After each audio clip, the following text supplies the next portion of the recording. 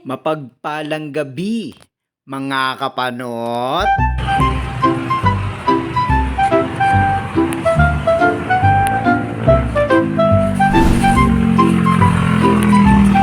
Basta na yan. Wait lang naman. Huwag ka muna mag-skip. Shadow ka namang suplado. Samahan niyo muna kami saglit.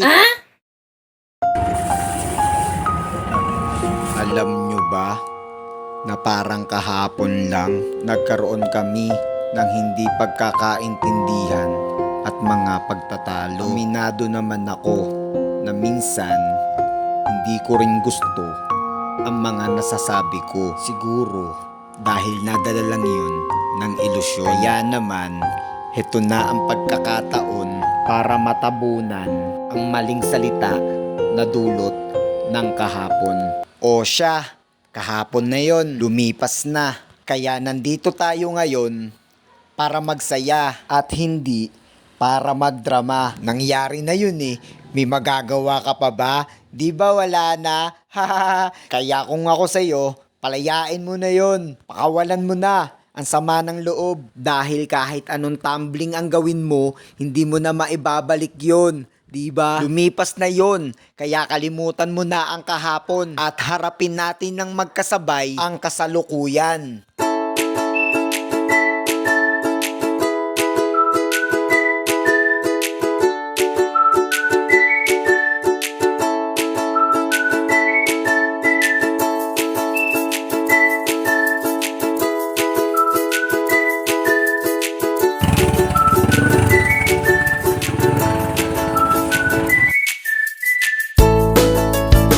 Siya nga pala mga kapanot, pansit nga lang pala at kanin bahaw ang baon namin.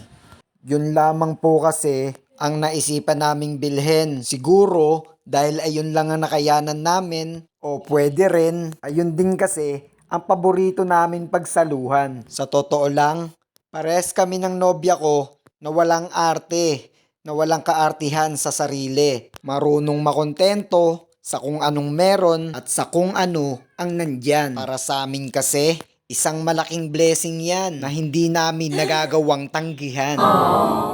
Ulit tayo. Rainforest, dalawa lang tayo. Rainforest. At niyaya ko nga siya mag-swimming.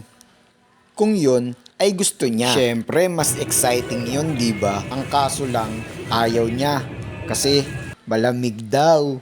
Ang sagot ko naman, huwag kang mag-alala. Ako magsisilbing kumot sa gabing maginaw. Ang OA no, pero ang totoo ay talagang totoo ang nararamdaman ko sa'yo.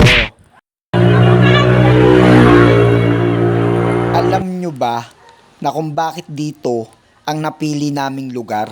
Iba kasi ang attractive ng destinasyon na to. Tuwing gabi, napakarami mong makikitang tao dito. Napakarami ng katulad naming magkasintahan ang nagpipiknik dito. Hindi ko lang din maintindihan kung bakit binabalik-balikan nila ang lugar nito.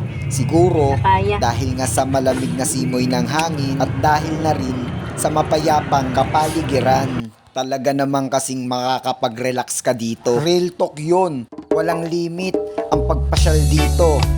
Kaya kung ako sa inyo, pasyal na din kayo para mapatunayan yung tama ang sinasabi ko. Dahil sa lahat ng tulay, sa ito, sa maire-recommend ako.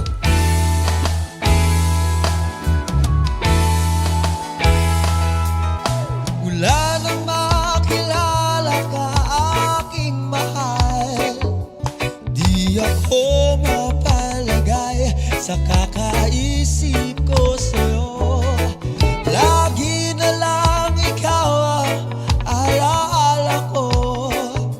Kahit nasaan ka man, larawan mo'y natatanaw. 150. Lagi sa pagtulog ay panaginip ka. Pagkat ang nais ko sana, kapiling ka sa tuwina. Ano bang nakita ng puso kong ito sa'yo? Kapag ika'y kasama, anong ligaya